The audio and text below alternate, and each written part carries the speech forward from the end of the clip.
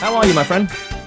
I'm really, really good. I really appreciate you doing this because the more I think about it, the more I'm like, there are so many people that need to hear the story of what happened on Thursday. Thursday night is our normal Soul Children rehearsal night anyway. And so we meet at 6 o'clock and we go right the way through until 7:45. And in our Soul Children rehearsals, we don't just sing, we only sing for about 45 minutes. So we have about 15 minutes of just hanging out, socializing. They run in and playing games and all that kind of thing themselves just to chill out. Then we do a bit of warm up, like introduction, some name games, that kind of thing. We do a bit of vocal warm up, which I lead. And then we go straight into singing a song for about 25 minutes. We then have a bit of a values talk. So at Soul Children, obviously, we think about the different values that they've got. They've got their 5 core values. And we do that for about 5 minutes. And then we play a couple more games, 10 minutes or so of just snack, chilling out. And then we sing for another 20 minutes, pray, and go home. So that's what we normally do when we physically meet.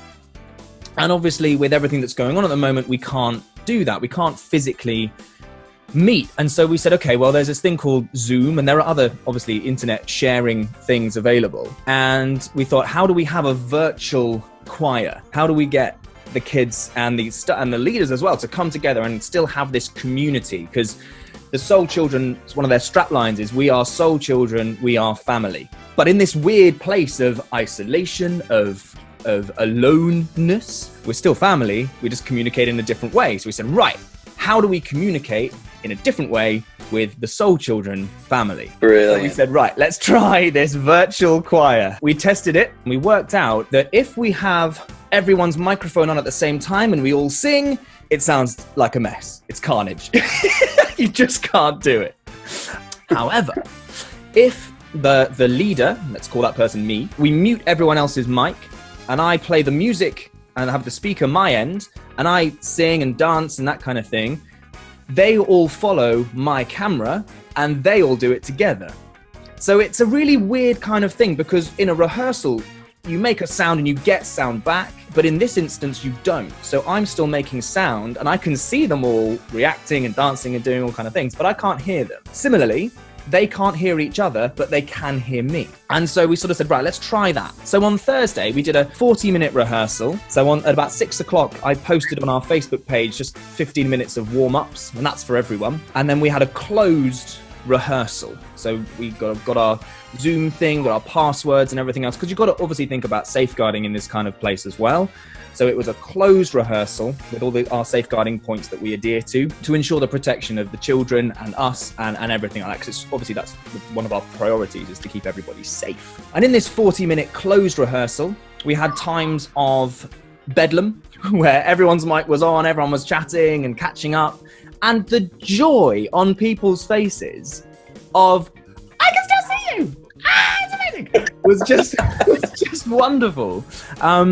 The kids, the leaders, friends, and you got siblings who were sort of sharing a camera and that kind of thing. And we had about 15 cameras on our screen. You could just see the joy on their faces as they thought, oh, this is incredible, we're going to do this. We team teach our Soul Children rehearsals. And so our dear friend and colleague Rachel, she led a couple of physical games. So we had to change our games up, obviously, because we can't do team games, but she had a pack of cards and said, if I show you a particular suit, you've got to do a particular action. So for example, if she showed you spades, you had to dig like crazy.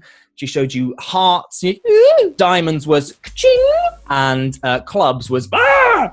So just something to get the kids moved. And they all did it. I said, like, look, if you feel a bit stupid, you're doing it right. And they're in their own homes and they're just like batting. And then we switched to singing mode. So mute everybody. We did the warm-ups that we always do. And you can see them just enjoying themselves. And then we flipped back to all of us together. And we did a vocal warm-up where we sing and throw a ball up in the air. And we did that about prayer. Then we threw the ball up and we prayed for something that we were really thankful for. You could hear everyone shouting together something they're grateful for, and then something that you're a little bit worried for.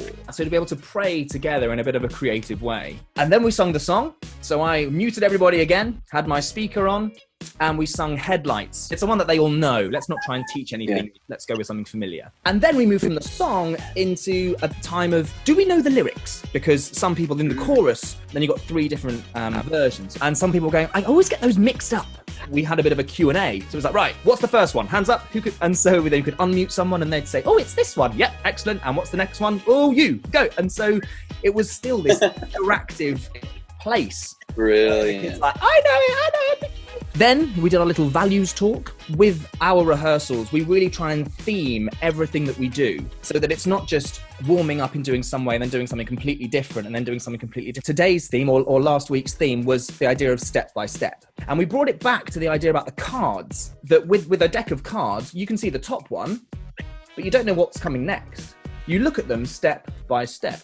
And we equated that to life and how we only know the next step. But God knows the whole deck of cards. He knows what happens way down the line. And I think we want to know the whole deck. God, tell us everything. But it'd be quite boring if that was the case, if we knew everything that happened. And also it means that we need to still trust in God for him to show us the next step.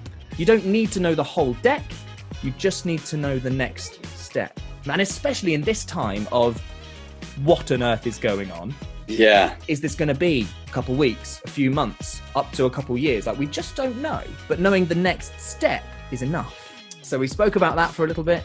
And then we all sang together again at the end. We sing a blessing song and we all sing together at the end. Soul Children, when we meet physically, is such a pick-me-up. It's the highlight of my week. And I'm not just saying that, it really is. Sometimes it gets to Thursday night and I think, oh, I could just stay at home. I'm tired. But you go and you hang out with this choir, this family, and you leave going, I am so glad I did that. I feel so filled. Yeah. And it was exactly the same on Thursday night.